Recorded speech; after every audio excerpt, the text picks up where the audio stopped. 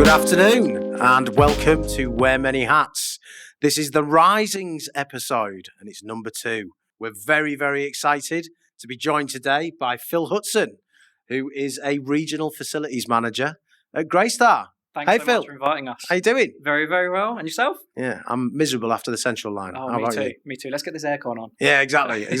I think one of our guests turned it up not that long ago, actually. So I think that's why it's a bit warm. They need to leave. Yeah. We won't let them back in. Don't worry. We won't let them back in. Listen, thank you very much for joining us. Absolute pleasure to have you here. Obviously, you know, it's very special, this being the second Risings podcast. I'm honoured. Yeah, so it's great to have you. You know, Phil, you've had 12 years in facilities management in various roles. So we're going to talk about your journey, you know, what you've learned and, you know, also what you may have done differently and so on and so forth. So I'm going to crack on with the first question. It's a nice, easy one, this. Can you just introduce yourself and tell us a little bit about your background and journey in the FM industry so far? Hopefully that's a nice, easy question for me to not get wrong. But yeah, Phil Hutson, obviously working for Greystar as regional facilities manager, as you introduced me. My journey, I'm definitely falling into the cliche of falling into FM accidentally. Yeah. So I started, I guess, my career early days having a plumbing apprenticeship, sort of straight out of college. Oh, wow. Fortunately, due to the financial downturn, wouldn't commit. They were like gold dust. Just took a job in hotels, to be honest with you. Found myself, for whatever reason, maybe having good people skills. Yeah. Kind of progressed into... That does come across, actually, Phil. It really does come across. Yeah. Flattery, I'm loving it. Well, I've got to be nice to the guests, so no one will come on. So worked my way into sort of middle management in hotels and had an opportunity to kind of go into the maintenance world. Right. Which was, obviously, I went through it with two hands. Mm-hmm. Then I was lucky enough to troop you over to another company, a small M&E company, which was a real good experience for me in terms of technical know-how. Yeah. And then did a few rounds in various other small companies. Yeah. And I found myself in COVID not really enjoying where I was and what I was doing. And I think a bit soul-searching. I thought, you know what, I miss client-facing FM. It's so much better. Yeah. You know, you can have a real impact in the business that you're working for. You're not trying to appease 100 people and you don't have the resource to do it. Yeah. That's what I always find when you're outsourcing. I'm sure you guys have the same issue, right? Yeah, of You've course. You've got a million clients to please and you just sometimes can't do it. But the business is, you know, putting the pressure on to do that. So, found myself into kind of the multifamily world, which for me, with my hospitality background and what I was passionate about, suited me, really enjoyed it. Got opportunities to mobilise new buildings, which I've been involved in the hotel world, but not in this capacity. Okay. And then, here I am really as a sort of regional FM for Greystar. So that's me in a nutshell.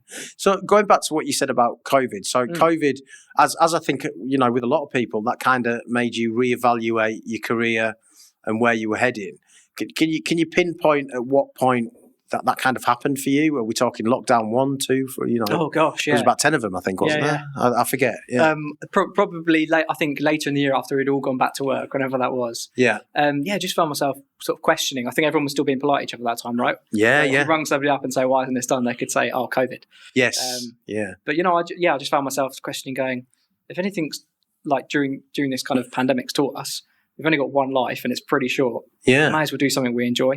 Exactly. So, I actually left my employment for a period of time. And did you? That's risky. Yeah, I mean, fair play to you for taking that risk. I'm not scared of taking those risks. I've sort of various things in the past where I've done stuff like that. Yeah. I think as long as you know, you've got that financial cushion.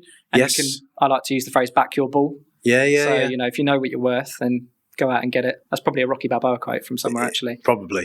He came up with a few. Yeah. So, like I say, I took that opportunity. Found myself in the build-to-rent market and have not looked back since, really. Yeah. So tell us a little bit about what your day looks like then in that space. I mean, what do you do when you know, not when you get up, but once the day starts? What are your priorities and how does it look? Yeah, I suppose each day is varied, right? That's the one thing that I suppose is a love and hate thing in FM. You make a plan, right, in about half an hour and it's gone out the window, which is something we all love, but we all hate depending on what day of the week it is. So for me, it's obviously organising where I am on that day, the meetings, and then kind of main focus really would be compliance, any projects that are ongoing, any support that I need to offer to anybody on site. And then it's so varied. It could be dealing with something HR related. It could be dealing with a disastrous leak. It really varies. Yeah, that variation is good though. It keeps you interested, doesn't it? Yeah, for sure. And it really keeps you on your toes. And I think it makes you polish some of those finer skills. When the pressure's on, that's where you kind of find a bit more out about yourself, I think. Yeah, no, agreed. So what would you say your expectation of a career in facilities management was just before you joined? You start on the Monday, it's Sunday. What are you thinking, It's a good question. I think a bit like any job, you're probably a bit naive and you create this picture that you think, okay, I'm going to be dealing with, fixing stuff and booking in services. Yeah. And then probably a short period of time into that, when you probably get that first out of hours phone call, you realise that career is not that, what you've described. Yeah. I think everybody probably gets that Mike Tyson naive uppercut at some point in it. But, I like that analogy, but I would rather avoid the uppercut. Yeah, me too, for sure. Yeah. So what aspects of facilities management do you find the most fulfilling and exciting? I think anything that you can step away and go, I impacted that and that was really positive. Yeah. You don't have to shout to your employees or to your colleagues about it, but you can go, that was a really good outcome of a bad situation. I feel good about that. I feel like I made a difference. Yeah. Because I think that's massive, because I think we underplay our impact on people as we go through the day. Absolutely. And sometimes, even if it's a very small, minor issue, but you resolve it, that could have a significant positive effect on the person, their day that you were solving the issue for. 100%. Yeah. Absolutely. I think also probably people. I really enjoy working with people, kind of the coaching and mentoring approach. So I think I also find it quite fulfilling where you first meet someone, especially being new into a business perhaps, or building a new relationship. Yeah. And you can really see that relationship kind of flourish and grow, and also have a really positive impact on them. So, right. I think in FM you meet lots of different people at lots of different stages of their career, whether they're more compliance focused or more technical minded. Yeah. But a lot of people sometimes do, I think, suffer with lack of confidence in FM just because you're so varied. It's a fair comment. Comment, I think. I'm sure you guys probably come across that as well. You meet all sorts of different types of people, different backgrounds in FM. Yeah, I think that there's a lot to be said for experience. There's so many different facets to FM when you actually get down to the bones of it that I don't think people who don't work in it necessarily understand. But you're talking about so many different disciplines that feed into facilities management that you've got to be kind of a jack of all trades, really, don't you? Yeah, absolutely. To make it work. And, I don't think I could do your guys' job. What you guys do, I think is quite difficult. But yeah, you're definitely right there. Yeah, I think if you ask 6 people, you get 6 different answers as well. Yes. Depending, and you've probably had that from the podcast. Yeah. You ask different people, whether it's in the interview or outside of the interview, they'll give you different variations. Yeah. Which I think is, again, something that can be attractive about the industry, that your day is so varied that you pick up various different skills that are applicable to everyday life as well as any other career that you may go on to as well. Yeah, no, agreed. Okay, so sort of sticking with that, how do you maintain your passion for FM? And I guess as well, how's that evolved throughout your journey? 12 years in various roles. How have you maintained that passion, and how has it changed? Yeah, good question. I think it comes and goes, right? Yeah. Same as anything. If you support a football team, your passion for it will come and go. Who do you follow? Should I say Liverpool? Oh, no. I should say it a bit more proudly, but given the last couple of seasons. Get out. Yeah. What about yourself? I'm a Man United. Oh, no. I'm very proud of it as well. I don't care that we're losing and we're crap at the minute. I still love them. Swiftly moving on. Yeah, I lived through the 90s. I'm happy. I'm happy forever. Good man. No, sorry, I interrupted. Carry on. No, don't be silly. I think your passion comes and goes for whatever you do. Yeah. And I think you have your rough days, and I think if you can get through them, you probably learn something from it. You become a bit more resilient as well. Yeah. And then again, we mentioned earlier about things that you like working on or things that are fun. You do get an opportunity to kind of throw your hat in at various different things in FM, and that can be really rewarding, and that kind of drives your passion a bit more. Yeah. So you have those ups and downs, right? You might have a period of time where things just aren't going right. It could be a building that you're having service related issues. It could be you're having staffing issues. It could be that you're having major problems, with leaks in the building or other mechanical aspects, and that really kind of drives you down. But you've got to dig deep, get through it, and I think that's where your passion comes and goes. Really, a bit of a roller coaster. Yeah. So, going back to if we're talking about challenges, have there been any moments in your career where you've had a challenge where it made you think, God, how am I going to do this? And then you resolved it. It was hard work, but you managed to resolve it. Have you got any examples of that kind of scenario? Probably every day. No, yeah, right, fair enough. Yeah. No, I think there's so many that come to mind, but I think every person would have some example of where they've had major issues in the building, and everyone's looking at you going, what do we do here? And deep down you're going, I have no idea what we're going to do here, but we're going to have to get through it. Yeah. And I think that's one thing that I pass down to anybody is remain resilient, own your situation brutally. So if you guys are service delivery, if something's gone wrong, I think you have to have absolute kind of open honesty and acceptance of the situation, really own it. That massively helps you get through any difficult situation. But I've had, the point of where buildings are about to close down, or you've got major leaks, you've got a situation where someone's caused the leak, and you look back on CCTV of what they were doing, and you're going, oh dear, there's no excuse for that. Oh no. This is going to be a very awkward situation, kind of head in hands going, what do we do here? Yeah. So there's many. There'll be so many to name that everyone else will have, I'm sure, similar situations. Yeah, and then I guess sometimes it's knowing how to manage those difficult conversations and deal with it in the right way, because we're all human beings and we all react to things differently. So I'm guessing in your role, you have to be able to, I suppose, flex your personality somewhat to deal with those different individuals and personality types. Yeah, and people skills. I think people talk about lots of different things in FM. So I've listened to some of the people speak, and obviously, we all work in industry. People talk about qualifications and go learn this knowledge. People skills is so underrated in FM. Yeah, being able to manage and coach and mentor your facilities managers or your team around you, depending on what level you're at, and also knowing when to give feedback to contractors, what tone to apply it in, when to work with them, when to kind of really put the pressure on. Yeah, and I think also to your higher ups, whoever they may be, again making sure that when you're having difficult situations, you're able to approach with them, not necessarily saying I've got this problem, but saying I've identified this is what I'd like to do, and this is how I'd like to rectify it. I think that's a massive skill in being able to deliver that in a certain manner and being taken in the right way as well. Right. So do you think those skills are things that over a period of time you learn them, i.e., you mentioned earlier about knowing when to push a contractor, for example. I'm guessing at the start of your career, you didn't have the knowledge or the skill set to know when that was, and you've acquired that over a period of time. How long do you think that would have taken you?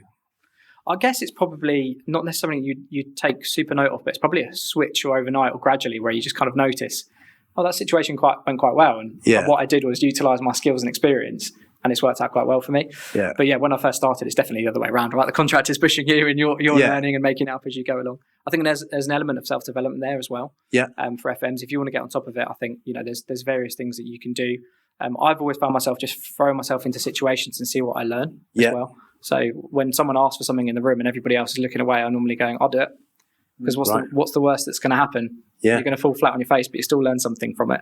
That's a fair comment. Yeah, so what you're kind of saying there is, put yourself out. 100%. Put your hand up and say, look, I'll give that a try. I might fail, but I'll give it a try. Yeah. And again, the facilities management piece. We spoke earlier about you'll get 6 different answers if you ask 6 different people. If you chuck yourself into different situations, that's only going to help you in terms of your variety of skill set from what you can pick from. So when you're having those difficult situations, if you've got something else that you can pull on to have that conversation, it's only going to be beneficial. Without doubt, yeah. Have you ever been in that situation, Phil, where you're talking to a client or anybody within in a business environment, and something's come out of your mouth, all right, and then afterwards you're like in your head, where did that come from? Yeah.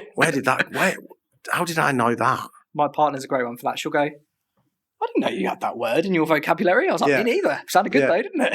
See, I firmly believe that happens to everybody, no matter how senior they are in a business. I think there's that point. I'd love to do a poll. Do you know what? We're going to do a poll. We're going to do a poll on Wear Many Hats just to find out whether or not people have had that experience, because I think it'd be really interesting. Yeah, I think so. There's definitely people that have gone, wow, that meeting went amazingly. Whatever I've done today, I'm going to copy and paste for the rest of my life. That's what I want it to be. Yeah, where did that come from? I never get it. Okay, brilliant. So if we move on to your achievements. So, obviously as part of the Risings podcast, we really want to highlight your experiences and the things that have gone well for you and how you've got to where you've got to as a regional FM. So, in terms of a CV, what would you generally include on there from a job role perspective? Things like, would you include things like projects or sustainability initiatives? How would you go about developing your CV for the industry? Yeah, I think me personally, it's probably going to be different depending on what job I'm applying for. And I think that's the best thing. I've heard several recruitment experts on podcasts and 100% agree with them.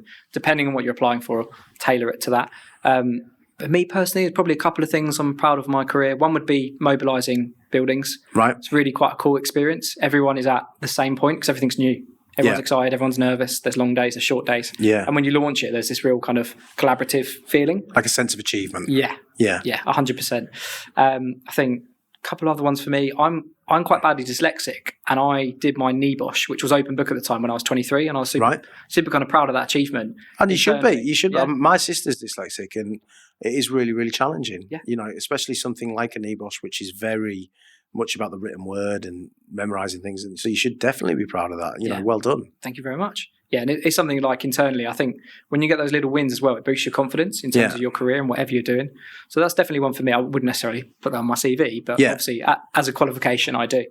I think one it's certainly something you could talk about at interview, isn't it? Yeah, you know. Absolutely. Yeah, you know. Sorry, I'm going to segue here. Just in relation to that, was there any help afforded to you because you were dyslexic when you went through the NEBOSH qualification? No, I didn't make it a thing. Right, all right, okay. So you didn't mention it, and you just you thought, right, I'm going to give this a go, and if it works, great. If not, then what have I got to lose? Absolutely, Right. yeah. And for me, it's just I recognise where I'm strong and I recognise I'm weak. And every dyslexic person has different strengths and weaknesses. Same as anybody else. Yeah, of you'll course. have different strengths than I will, and I'll have different weaknesses from you. So for me, it's just I know how I work, and I know how I learn, and what works for me and what doesn't really. Well, everybody's different. I think that's the key learning there. We all learn things differently. Absolutely. Fantastic. So, as a rising star in FM, Phil, what different roles or responsibilities have you taken to broaden your skill set, broaden your horizons? So I think coming back to qualifications is probably where you, I guess, want to start to build that foundation knowledge so you can go apply those in different ways. IOSH is obviously kind of your bog standard, and that will really open your eyes in terms of health and safety and what your responsibilities are as a responsible person. I think if you want to stand out and really go the extra mile, NEBOSH is an absolute, right up to director level. You'll see that if you kind of believe in benchmarking, which I do, have a looking at those jobs that you want to achieve or the career direction you want to go at. Look at that and you'll see it. IWFM is definitely a big one. I've recently finally done my membership after many years of saying I was going to do it. I finally did it. I think we've had a few fellows on the show from IWFM over the past, and they've said how important they feel that is to people within the industry. It is. I think the other thing is, and I don't think there's necessarily an answer for it, but technical skill in FM. You'll find a lot of people come from either like a office manager position or being promoted upwards. They're then expected by a business to have this engineering knowledge overnight, just like that. Be like, whatever the problem is, they're expected to have that knowledge. Yeah. I think that's a really difficult skill to learn. I've been fortunate enough that I was 25 years old and I got tupied into an M&E company. And I remember, young and enthusiastic walking in and saying to the technical director, I actually had a really good relationship at the end of, I said, what do you want me to do? And he slid across some paper like that and went, there you go, you can quote those. And I was like, what the F is an actuator? I have no idea what I'm doing, winging it. And then, do you want me to get some tartan paint while I'm at it? Literally. I was like, left-handed claw hammer? What else have we got? So I just found myself, again, taking a bit of responsibility and each day writing down, like, what does that mean? What does this mean? Going online, Googling it, gaining knowledge, having confidence to give it a go and get it wrong. Right. Fantastic. So, anyone that's in the FM, when you have an opportunity to go with anyone technical, ask them a million questions. Yeah. Because engineers love showing off and telling people about their knowledge. Yeah. Do. Yeah, my dad's the same. Yeah. You're asking something, but like, so how does that work? And they'll be like, well, get a cup of tea. He's always telling me hydraulic stories, and I'm like, all right, okay. But his time on the mines in Australia, and I'm like, right, okay. Fair enough. Okay, so moving on to sort of a different facet, really, in terms of networking. How important has networking been in your career progression? And do you have any tips for effective networking for anybody listening out there that wants to move into that area? I think it's something that I definitely didn't realise how important it was until probably quite recently. Right. And it is very important, being able to grow your network from a contractor perspective as well in FM. You need to be able to call on people when needed. Agreed. Massively important. Yeah. But also just having support, knowledge, people you can reach out to and go on podcasts, for example, and those kind of things. I think it's massively important. Advice would be probably don't be scared. Just reach out. Yeah. On LinkedIn, that is a perfect example. It's a networking tool, right? Drop someone a message. It is, yeah. And I think also with contractors and stuff like that, or if you've got that kind of professional relationship, don't be scared to ask them if they've got any contacts or recommendations. That's how this industry works. It is recommendations, really. Yeah. Google search is obviously amazing in everything that we do in everyday life, but recommendations often are kind of overlooked, I think. I think so. I think the industry is built on trust, isn't it? Yeah. And if you know somebody that works in a certain environment and utilizes a certain contractor or something like that, and you speak or reach out to that person, do you know anyone? And they're like, yeah, I've used these guys multiple times, never let me down. Price point's okay, blah, blah, blah. That's a great way to do it. Agreed. Are there any sort of specific networking groups that you've been involved in or that you're looking to get involved in that you think would be useful for people in the future? Yeah, so IWFM, that's kind of my main focus at the moment, and looking to get involved in that as much as possible, really, and sharing knowledge. Yeah, I think there's plenty of people out there that I started my career in the hotel industry, and I was lucky enough. There was an account director, great guy, said, "Oh, I know you've been put in this position. I'd love to, if you want to, give you any help and advice." I snapped that person's arm off, had a coffee the next day, and he was like, "Look, I'd recommend you do this in your career. This will massively help you get the foundation you want to go on." Right. Every time someone's offered help, snap their hand off, because that will massively help you. Yeah, because I was going to ask as well, I'm guessing that individual was like a mentor. Has there been any specific mentors in your career that have helped you achieve or get to where you are now? Yeah, there were several that come to mind. So I think when I was working for the small M&E company, the owner there, he believes in this coaching and mentoring kind of mindset, which when you first meet him, you think he's a bit crazy, but he'll be kind of going, well, what do you think we should be doing? Yeah. And you're going, well, and he'll be like, well, what do you think? What are your thoughts on this situation? Let's go through it. Yeah. Like, okay. Yeah. I want you to try that. And you're like, oh my God, he's trusting me with all this. And you just notice a different result in your performance. Yeah. So I think in every career you go through stages of having people who are your mentors, your coaches. I also think something that's overlooked is learning what you do and don't like from a management perspective. Yeah. So there's plenty of people that stay in roles for 10, 20 years, and I think that's absolutely fine. Yeah. I think it's really important if you have the opportunity to learn what you do like from management, what helps you perform, and what also you don't. And I think also feeding that back as well when you have the opportunity to. So, depending on what relationship you have with that individual, I think that's really important to your growth as well. Yeah. I mean, going back to what you said about your previous boss asking you to give your thoughts, and whenever I got asked that when I was younger and I was starting my career out, my first impression was always, oh God, he knows the answer and whatever I say is going to be wrong. Yeah. But the reality is that's not the case. Yeah. So if you are young, don't be afraid to give your viewpoint over, because different generations think differently about different things. 100%. Yeah. I think when you're in a room as well with people, don't be scared to offer some ideas. I think fostering an environment where someone can come up with an idea and it's not kind of shut down is really important. Yeah, that collaborative approach is, is crucial, and it works. I think it's proven that it works. Absolutely. Okay, so moving on to collaboration now. How do you approach collaboration with other professionals in the industry to foster growth and learning? How do you do it? What's your approach? I think being really open and honest in terms of your communication, what your expectations are. Yep. I think a lot of the stuff that we do on a day-to-day basis, if there's no direction, then there's kind of a lack of understanding what you're doing, and it's very hard to drive that forward, right? So I think being very honest from, if we were to contact yourselves and say, this is how we operate, this is what we'd expect from yourselves, is this something that you can abide by? And we'd also like to have your input from things. Yeah. And I think you get a different outcome when you do that. And I think that can be applied throughout whatever you're doing. If you're working with different departments as well, just saying, we'd really appreciate your input on this, really. What do you guys think as a group with your experience? Because if you've got one person kind of drive it all, naturally they're going to kind of burn out and run out of ideas, right? Whereas if you get different fresh pair of eyes to look at stuff, or, different departments that see things from a different perspective, there's always that old cliche about head office versus like feet on the ground, right? Yeah. You get a completely different outlook on things, which I think is really good for a collaborative approach. Not being scared to say, why don't we take 15 minutes and ask these people what they think? They're the feet on the ground, and they might have some really interesting feedback. And sometimes you get some really great ideas from people, and you think, wow, what result that was. Yeah. Now, playing devil's advocate on that one, do you think sometimes if you get too many people involved, it slows things down? Oh, massively. Yeah. Yeah. So do you think you've got to approach it in the right way and make sure you're speaking to the right people? Because I think if you involve everybody, it becomes difficult, doesn't it? Yeah, 100%. And I think with remote working, that sometimes can impact that. Yeah. Great that you can literally hop on and speak to anybody at any time, anywhere around the world. That's great. But it can also be the old cliche of, we'll chuck a call in. And then there's no kind of, so you just cut speaking, and you're like, what was the purpose of this meeting? So those meetings should really be purposeful. I have been on many of those. Yeah, you come out after and you go, what just happened for the last 45 minutes or an hour or whatever it was? Yeah, what happened there? An hour and a half. I'm not getting that back, am I? You know? No, exactly. So I think, that's a really tricky one actually, is making sure that you've got the right people from the right department. And then also sometimes you'll find on those calls, right, people tussle for who's the most vocal on the call. Yeah. And then that also creates a really bad environment for anybody who's perhaps a bit shy or waiting for their opportunity to speak. The opportunity might not come, so they then give up. Yeah. So it's a tricky balance. Would you say in that environment that it's really important to have an agenda and to control the call?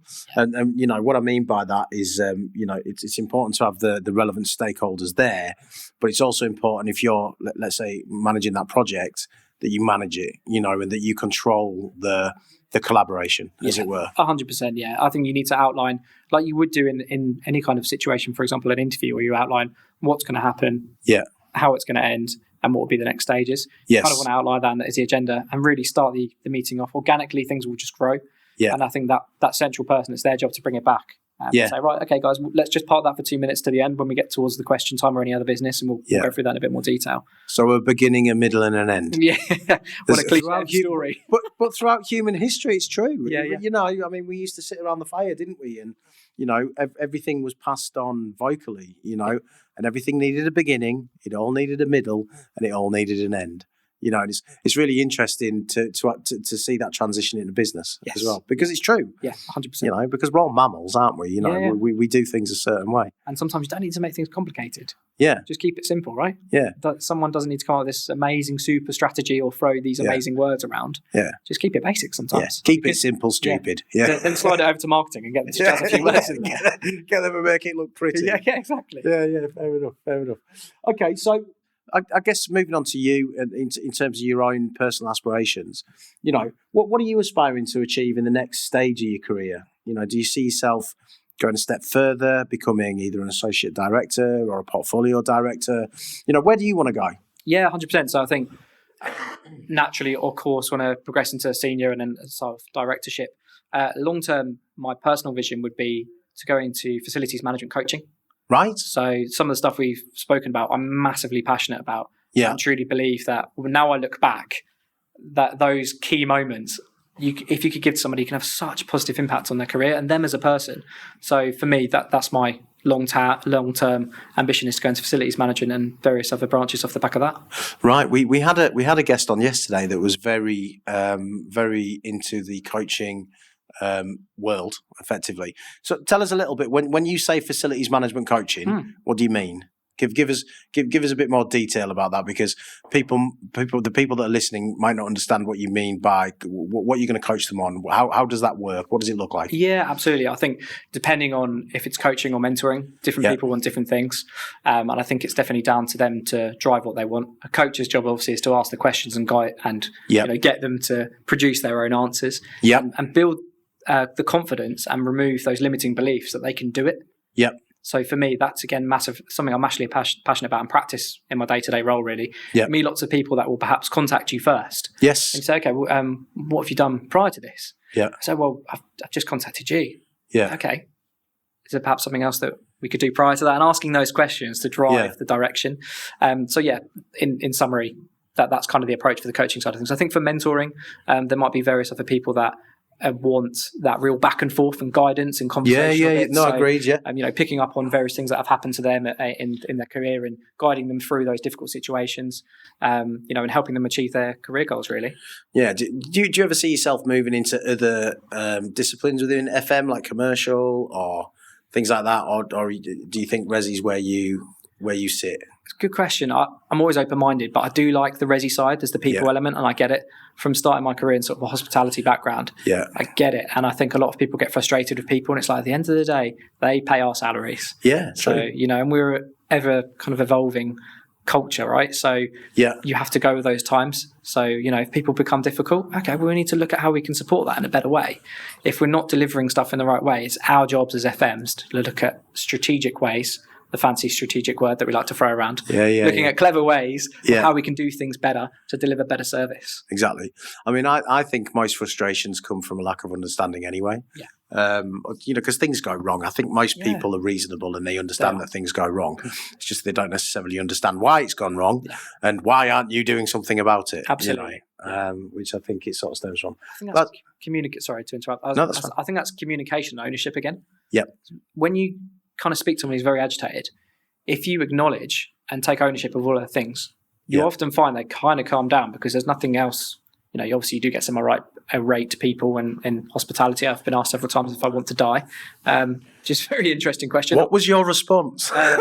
This individual was claiming that the Freemasons were after her. Right. Which I was to say, well, hopefully staying with us, they won't get through the doors. Yeah. That was a very bizarre situation. But anyway. So you got some stories there. Yeah. Several. Yeah. I remember company I was working for, we actually replaced Alan Sugar's boiler. Did you? Yeah. That's quite an interesting one. I remember the story was we got a phone call and it was taken by the technical director. Yeah. And he was kind of like, oh, yeah. Okay, the big boss's house. Yeah. And you could kind of hear whispers. What's going on? Yeah. What's going on? He said, his boiler's gone down. So give, the engineer a call, send him over there. He said his, guy who's managing the house will be there and show him around. Yeah. And then the engineer came back and he looked a bit kind of flustered or a bit like he'd had a stressful day. About 1 o'clock. And we were like, oh, is it everything okay? He goes, yeah. He goes, oh, sorry, it's just a bit stressful, isn't it, when you're dealing with those situations? We're like, what happened? And it was an old back boiler. Right. And he basically had said the PCB board had a scorch mark. So it's a bit of an intermittent fault. Yeah. And it was obsolete, so it needed to be replaced. Anyway, down comes the man himself. Big Sugar? Yeah. Really? In his dressing gown. And in his dressing gown. In typical fashion is going, asking a million questions. Well, let me see. I can't see that. And he was got his iPhone out. It's around the back of there having a look, apparently. Really? Questioning the engineer. So I think the engineer felt like he was on The Apprentice. Yeah. He's quite a technical guy, though, isn't he, Alan Sugar? Yeah, I think he's got those skills, right, where he puts fear into you and has the ability to ask those questions. And if you're not prepared for that, I think he's probably going to walk all over you. So I know the engineer, did well with the situation, and I think we kind of replaced it that same day or the day after. Being the man he was, and the fact that he was one of our clients. Yeah. So yeah. So do you deal with any high-profile VIP individuals? You don't need to name them, obviously, but do you have to treat certain clients differently to?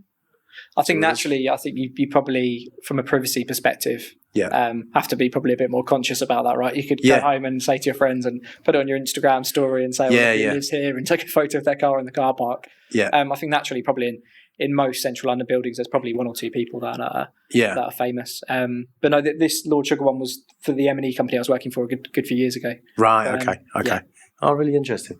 Okay, so sort of moving on a little bit about you. And then we're going to get into a little bit about learning and development. Tell us a little bit about you, Phil. Both in work and outside of work. What gets you going? Oh, good question. What gets me going?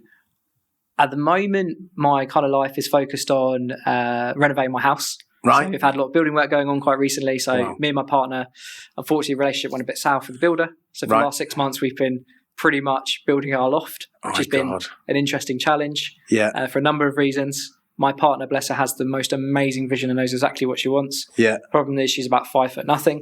So when it's saying, right, can we put that there? I physically can, but I'm not sure necessarily you're going to be able to help me with that one. Yeah. And I'm also getting married. Congratulations. Thank you very much. Well, so invite in post, is it? Yeah, absolutely. Yeah. Lost in post. Good stuff. So you don't want any northerners there. Yeah. You'll just turn into a right hoo-ha. It's not an open bar, so I'm not coming then. I'm not coming. That's it. I'm not coming. So no, those are kind of been the main focuses in my life. Outside of that, obviously, a bit like anyone else, kind of similar age. Sports, love the gym, love-hate relationship with running. Yes, same. Yeah. As you can probably tell. I don't know what you mean.